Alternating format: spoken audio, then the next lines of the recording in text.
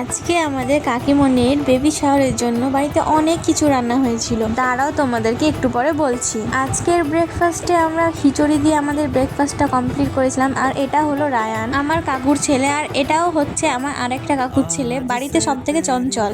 আজকের মেনুতে অনেক কিছুই ছিল, যেমন মাছ ভাজা, মাছের ঝোল, পটল ভাজা, আলু ভাজা, আরো অনেক কিছু। তো দুপুরবেলা এখানে সবাইকে খেতে দিয়ে দেওয়া হয়েছে। আর এটা হলো আতিফদের খাওয়া হয়ে গেলে চলো কাকিমণির জন্য থালাটা সাজিয়ে নিই।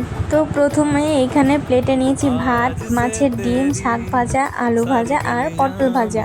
তো তারপরে এইখানে ছিল মাছের মাথা, একদম লাল লাল ঝাল ঝাল চিকেন কষা।